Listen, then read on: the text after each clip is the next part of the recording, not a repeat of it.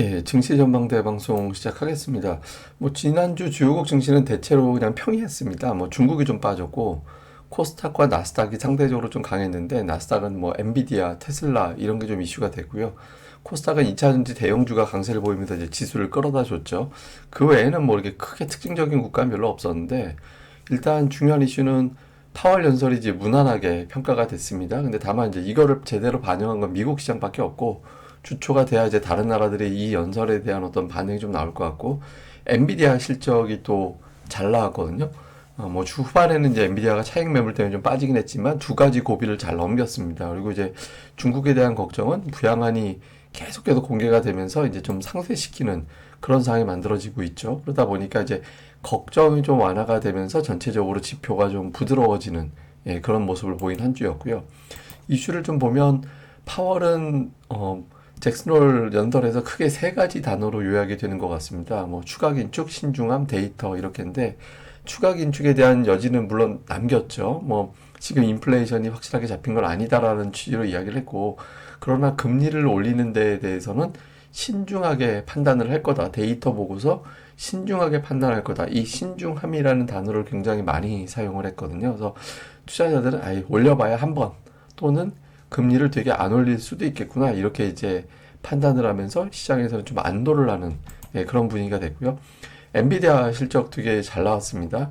2분기에 135억 달러, 이것도 엄청나게 잘 나온 건데 3분기 전망을 165억 달러를 냈어요. 예, 그러니까 이거보다 더 나올 가능성이 현실적으로 좀 높죠. 근데 어쨌든 주가는 알고도 빠졌거든요. 이게 이제 옵션, 여기 걸려있던 옵션의 어떤 포지션 청산 때문에 빠진 건지, 아니면 이제 상투로 보는 건지, 숨고르기 다시 올라가는 건지, 요건 좀 볼 필요가 있죠. 우리나라는 이제 코스피가 6주 만에 상승 전환, 그러니까 제가 지난주에 코스피가 5주 이상 하락한 사례가 9번인가 여지껏 있었고, 2001년 이후에 6주 이상 연속 하락하는 건 2001년 이후에 3번밖에 없었다. 잘 안 나오는 거다. 기본적으로 이제 반등할 가능성이 높았던 주간이었고요. 그리고 대형 2차 전지주들이 올라가면서 지수에 영향을 좀 줬고, 테마는 순환이 되게 빨랐어요. 그러니까 일주일 이상 달고 가는 테마가 없었거든요. 한 2, 3일 정도 되면 바로바로 다른 종목이 막 치고 올라오는 그런 형태가 되면서 이제 좀 순환이 좀 빠르게 도는, 예, 그런 형태를 보인 게 우리 증시의 특징이었습니다. 지표를 보면 이제 미국 금리인데 하얀색 선이 2년물 금리, 미국의 금리를 연준 금리 반영한다는 거죠. 그다음에 아래 보이는 파란색 선이 10년물 금리인데 10년물 금리 기준으로 4.4%, 이게 이제 고점이 추세선으로 이렇게 거보면 4.4가 상단이 나오거든요. 그래서 4.4 넘기면 안 되고 그 전후에서 피크가 나와야 된다. 근데 4.35 정도에서 일단 피크가 나왔거든요. 근데 이게 지금 완전히 빠진 건 아니잖아요. 그래서 이번 주에 4.1대까지 한번 나와주면 시장이 한바탕 세게 올라가는 거고, 다시 4.4 부근으로 가면은 이제 지수가 한번 좀 눌릴 가능성이 있습니다. 일단 좀 후자 쪽으로 좀 기대를 걸고는 있는데 실제로는 좀 봐야겠죠. 그 다음에 이제 원달러 환율도 1350원 전후가 좀 피크가 되지 않을까? 근데 다행히 이제 실제로 1340원대 초반이 이제 피크가 되면서 일단 1320원까지 내려왔습니다. 이번 주에 이거보다 조금 더 욕심을 내서 1300원 초반까지 좀 빠져주면 이제 시장이 좀 자신감을 갖겠죠. 근데 이게 투자들이 아직은 확신을 못해요. 왜냐면 금리 전망을 보면 파월 의장 연설 딱 끝나고 나서 11월에 올릴 것 같다, 이렇게 보는 거고, 그러면 지금 기준 금리보다 내려가는 시점은 내년도 6월이나 돼야, 그러니까 현재보다 한 10개월 정도 가까이는 지금 또는 지금보다 높은 금리 수준을 견뎌야 된다라는 게 판단이잖아요. 근데 이거는 파월 의장에 대한 연설 그 효과를 아직까지는 이제 잠깐 몇 시간 동안만 추정을 한 거라서 주초에 이게 좀 바뀔 것 같거든요. 근데 이게 이제 11월에 인상하는 분위기로 가지 않는 게 좋죠. 왜냐하면 11월에 인상하는 분위기다라는 거는 인플레이션 수치가 안 빠진다라는 게 되는 거기 때문에, 저게 만약에 저 비율대로 계속 인상 쪽으로 기울게 되면 조금 시장이 부담을 가질 가능성도 있습니다. 다음에 이제 차트를 보면 엔비디아가 502달러 피크 찍고 빠졌지만 완전히 추세가 끝났다, 이런 느낌보다는 그냥 일단 매물 소화했네, 이런 느낌도 동시에 주고 있거든요. 그래서 이번 주에 가급적이면 51선 깨지 않고 좀 버텨주는 흐름이 나와주는 게 중요하고, 이건 제가 이따가 다시 한번 설명드릴 겁니다. 테슬라는 이제 이번 주 홀짝홀짝, 예, 올라가고 빠지고 올라가고 빠지고 이제 양봉, 음봉, 이런 식으로 이제 움직였는데, 테슬라가 이제 만약에 여기서 쭉 치고 올라가서 21선 나아가서 한 260달러까지 가버리면 이제 또 시장에는 긍정적인 이제 흐름이 나올 수 있죠. 이것도 제가 이제 잠시 좀 설명드릴 겁니다. 우리나라는 코스피가 5주 연속 하락했다가 6주 만에 플러스가 났는데 제가 이제 이걸 왜 보여드리냐면 좀 독특한 패턴이 있어서요. 연속 음봉이 나오고 나면 그 다음에 돌아섰을 때 이전 고점 근처 또는 돌파하는 흐름이 나왔었거든요. 연속 음봉 이후에 넘어가고 연속 4주 음봉 나오고 넘어가 버리고 여기 4주 음봉 나오고 올라가 버리고 여기서 또 4주 연속 음봉 나오고 나서 여기까지 밀고 올라가는 흐름이 나왔거든요. 그러니까 연속 하락 이후에는 이제 매도 물량 잡아먹고 확 들어올리는 이제 그런 이제 흐름이 나왔었는데 이번에도 과연 그렇게 될까? 사실 9월의 증시가 만만치 않은 달이라서 쉽진 않아 보이는데 이제 패턴으로는 좀 그런 것도 있고요. 그다음에 이제 제가 늘 강조드리는 달러 차트, SK하이닉스 달러 차트로 보면 되게 중요하다. 이게 85달러, 달러 차트 기준으로 85달러를 버텨내야지 추세가 올해 6월 하반기부터 만들어졌던 추세가 버텨지게 되는 거거든요. 그러니까 한 3%? SK하이닉스가 종가 기준으로 지금보다 한 3% 밑으로 빠지면은 조금 이상해집니다. 그러니까 하이닉스 기준으로 시황을 본다면 이제 지금 주가 대비 3%에서 마지노선 잡고 재차 밀고 올라가야 된다라는 거고 이 에코프로 차트인데요. 에코프로 차트가 좀 강했죠. 지난주에 보면 강하긴 한데 일단 이 130만 원 부근이 왜 여기서 멈칫하냐면 종가 기준으로 130만 원이 사상 최고가잖아요. 그러니까 그 근처를 지금 돌파하는 게 맞나? 윗꼬리로 지금 150만 원 넘어간 적도 있지만 종가로 치면 130만 원이 최고였거든요. 그래서 130만 원대 부근에서 일단 좀 저항을 받는 그런 형태가 됐죠. 그래서 이번 주에 이제 그걸 밀고 올라가느냐 안 되느냐. 요것도 이제 시황상 이게 또 근데 2차 전지는 한번 너무 세게 가면 다른 종목 수급 블랙홀 현상을 또 초래하는 경우가 좀 있어서 2차 전지 자금이 너무 쏠리면 조금 부담이 되죠. 근데 어쨌든 이걸 좀 봐야 될 것 같습니다. 그다음에 이제 종목들별 보면 미국에선 테슬라와 엔비디아가 멱살 잡아 올린 이제 그런 상황이었고요.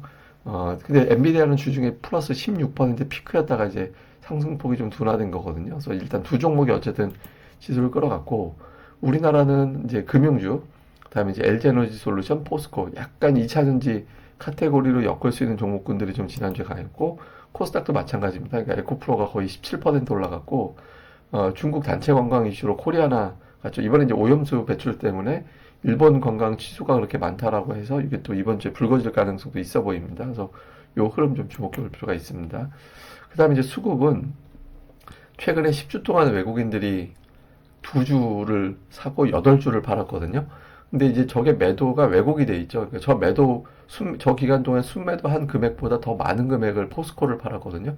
그러니까 지난주도 1000억 매도했는데 포스코 퓨처엠만 1800억을 팔았어요. 그래서 실제로는 이제 외국인 투자들이 관망하고 있는 걸로 봐야 됩니다. 그래서 지금 매도라기보다는 그냥 지금 관망하고 있어 보이고, 뭐 이게 아시아 국가들 대체로 보면은 비슷해요. 그러니까 중국만 엄청나게 팔고 있거든요.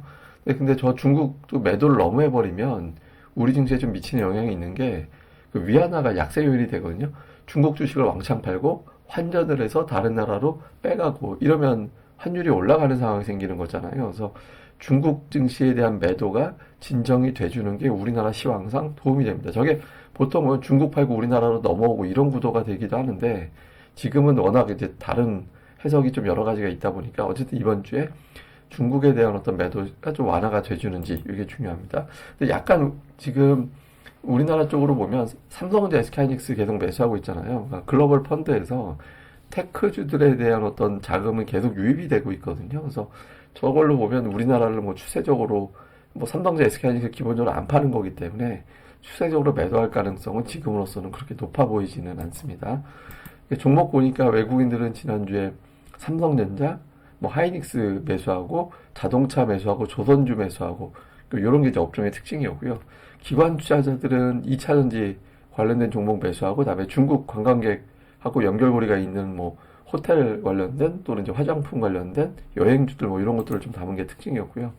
코스닥에서는 외국인들이 이제 2차 전지 쪽을 좀 담는 그런 모습을 보였고 그 외에 이제 바이오 제약 계열의 종목군들이 조금 보이고요.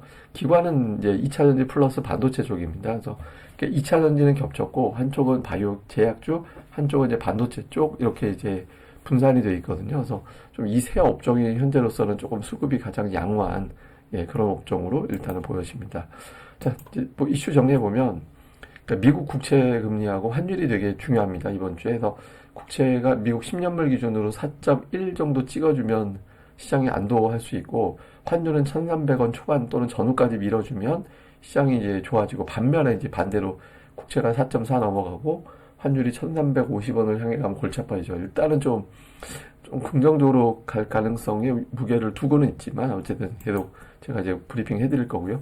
그 다음에 이제 엔비디아가 500달러가 고점이냐, 재상승할까? 아니면은 재상승이 안 된다면, 이게 지금 왜 중요하냐면, 엔비디아가 멱살 잡아 올린 장이기 때문에, 엔비디아가 만약에 여기서 추세가 꺾여버렸다. 그러면 끌고 올라갈 다른 종목이 필요하거든요. 뭐 테슬라가 그 역할을 해줄 수도 있지만, 어쨌든 후속주가 나오지 않으면, 이제 빅테크는 엔비디아를 끝으로 종료가 되는 상황이 생길 수도 있잖아요. 저거 이제 상징적인 의미가 있습니다. 제가 그 이유는 좀 설명드릴게요. 다음에 이제 반도체, 2차전지, 제약바이오, 이 중에서 이제 뭐 두 개 정도 또는 하나 정도가 이제 튀어 올라와 주면 이제 주포와 주도주가 있다라는 의미가 되기 때문에 지수 자체가 지금보다 레벨업이 될 수 있거든요. 그래서 이런 쪽이 이제 어떻게 되는지, 그 다음에 테마 쪽은 순환이 되게 짧잖아요. 이제 초전도체도 갔다가 뭐 하여튼 맥신 관련주도 갔다가 오염수 관련된 종목도 갔다가, 근데 이거는 길게는 안 될 것 같아요. 왜냐면 예탁금이 늘지 않은 단계이기 때문에. 그리고 좀 알고리즘 같은 게 작동이 되는 것 같거든요. 그러니까 특종의 어떤 업종이 뜨면 그걸로 쫙 갔다가 막 쏠려가고, 이게 좀 알고리즘하고도 연결이 되는 것 같아서 테마 쪽 같은 경우는 이제 순환이 계속 짧게 돌아가는, 예, 그런 구도가 될 가능성이 높다. 이렇게 봐야 될 것 같습니다. 제가 이제 좀 전에 뭐 이제 빅테크 얘기를 왜 말씀을 드리냐면, 지금 되게 독특한 현상이 뭐냐면, 글로벌 빅3 중앙은행, 그러니까 이게 이제 미국 연준, 그 다음에 이제 유럽 ECB, 그 다음에 일본, 이 나라들의 중앙은행의 유동성 추이와 공급 추이와 이제 나스닥 100 지수하고 비교를 해보는데, 이번 올해가 되게 이례적이에요. 보통은 유동성을 축소하면 증시가 빠지게 마련이거든요. 근데 지금 최근 들어서는 치고 올라가는 그런 구도가 나오고 있잖아요. 그래서 이게 어떻게 가능하지라고 생각을 해보면, 이게 왜 그러냐면, 지금 나스닥에서 이제 또 미국 시장에서 차지하고 있는 S&P 500 지수에서 차지하는 그 메가캡 7. 그러니까 이게 뭐냐면 애플, 아마존, 마이크로소프트, 메타, 엔비디아, 구글, 테슬라입니다. 근데 이 종목의 비중이 거의 30%예요.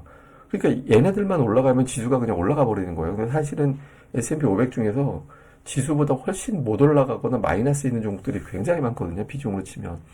그러니까 얘네 종목이 만약에 빅3, 7이 무너지게 되면 증시는 저 오른쪽에 보여드리는 글로벌 유동성 축소될 때 시장 무너지듯이 빠질 수밖에 없는 그런 상황이 생깁니다. 그러니까 지금 투자들이 가는 것만 올라탄다고 계속 빅3 쪽에만 달려가 있는 상태가 되고 있거든요. 근데 저게 제가 아까 이제 엔비디아, 테슬라 이런 것들을 자꾸 말씀드린 게, 또는 후속주 말씀드린 게, 여기서 이제 빅7 중에 뭐래도 치고 올라가는 종목이 나오고 그게 지수를 끌어올리지 못하게 되면 다른 쪽으로 넘어가서 끌어올리는 게 아니라 전체가 다 시장이 깨지는 그런 구도가 나올 수 있습니다. 그래서 그거는 글로벌 증시에서도 좀 안 좋은 신호가 될 수 있거든요. 그래서 어떻게 돌아가는지 이번 주에 좀 이런 구도도 좀 잘 앞으로도 계속 좀 체크해 보는 게, 혹시 모를, 저는 이제 기본적으로 좀 고비는 넘겼다라고 보는데, 혹시 조금 부정적인 어떤 이슈도 하나 정도 머릿속에 담아두면서 체크를 해봐야 되니까, 이런 것들도 가끔씩 한번 점검해 보는 것도, 예, 중요할 것 같습니다. 예, 뭐 자세한 내용은 제가 또 이제 주초에 매일 데일리로도 설명드리니까 또 주초에 방송은 같이 봐주시면 좋을 것 같습니다. 예, 또 오늘 하루 한 주 잘 보내시고요. 저는 또 다음에 뵙겠습니다. 그리고 이 방송 구독하기, 좋아요 많이 부탁드리고요. 그리고 네이버에서 고릴라 리서치 검색하시면 또 저희가 좋은 자료 많이 올려드릴 테니까 또 많이 방문 부탁드리겠습니다. 예, 좋아요, 구독하기 많이 부탁드립니다. 감사합니다.